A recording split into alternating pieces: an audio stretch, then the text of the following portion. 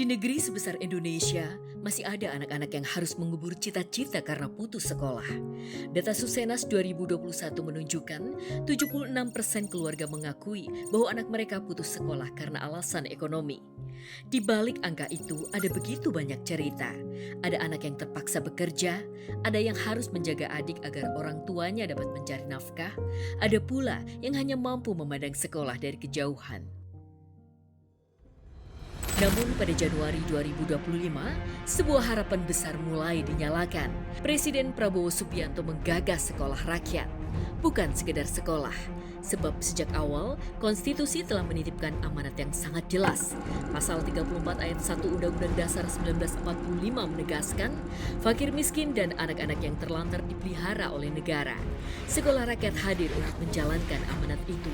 Sebuah gerakan untuk memuliakan wong cilik, menjangkau mereka yang selama ini belum terjangkau, dan memungkinkan sesuatu yang sebelumnya dianggap tidak mungkin.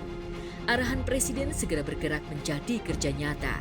Pada April 2025, tim formatur penyelenggaraan sekolah rakyat dibentuk dengan melibatkan berbagai kementerian dan lembaga. Negara bergerak bersama. Data Tunggal Sosial Ekonomi Nasional atau DTSN digunakan sebagai dasar penetapan sasaran dan perekrutan siswa.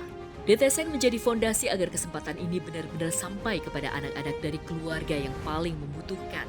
Guru dipersiapkan, wali asrama dihadirkan, tenaga kependidikan dibentuk. Dalam waktu yang sangat singkat, kementerian, lembaga, dan pemerintah daerah bergerak melakukan revitalisasi. Gedung-gedung pelatihan, balai pemerintah, hingga rumah susun disulap menjadi sekolah rakyat rintisan. Tempat-tempat yang sebelumnya sunyi mulai dipenuhi meja belajar, tempat tidur, buku, seragam, dan suara anak-anak yang kembali berani menyebutkan cita-citanya. Seluruh proses diawasi secara ketat dan terpadu. Setiap langkah dijaga agar berjalan transparan, akuntabel, dan tetap berada dalam satu tujuan besar. Memastikan tidak ada lagi anak Indonesia yang kehilangan masa depan hanya karena terlahir dalam kemiskinan. Kerja besar itu segera membuahkan hasil. Pada Juli 2025, sebanyak 63 titik sekolah rakyat rintisan resmi beroperasi. Pada Agustus, bertambah 37 titik. Pada September, berkembang lagi dengan 66 titik. Menjelang akhir tahun, sebanyak 166 sekolah rakyat rintisan telah beroperasi di seluruh Indonesia dan menjadi rumah belajar bagi lebih dari 15.000 anak. Dari Sumatera hingga Papua, dari kota-kota besar hingga wilayah yang jauh dari pusat kesempatan.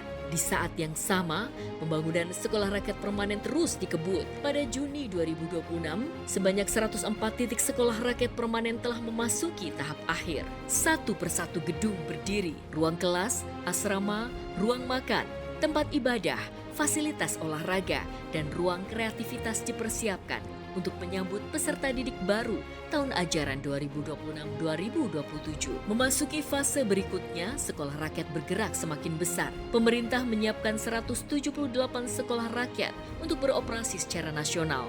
Terdiri atas 93 sekolah permanen, 77 sekolah rintisan tahun 2025, serta 8 sekolah rintisan baru tahun 2026. Saat ini penjangkauan telah dilakukan terhadap 48.975 bakal calon siswa yang mayoritas berasal dari keluarga paling rentan pada desil 1 dan 2 DTSN.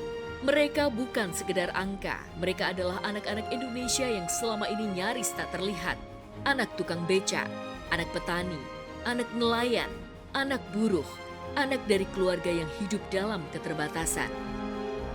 Kini mereka memiliki tempat untuk belajar, tempat untuk tumbuh. Inilah transformasi besar pendidikan gratis berbasis asrama di Indonesia.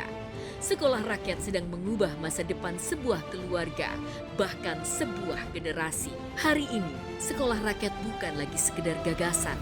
Sekolah rakyat telah berdiri, sekolah rakyat telah hidup, sekolah rakyat telah menjangkau ribuan anak. Dan dari ruang-ruang kelas sederhana itu, sedang tumbuh generasi baru Indonesia.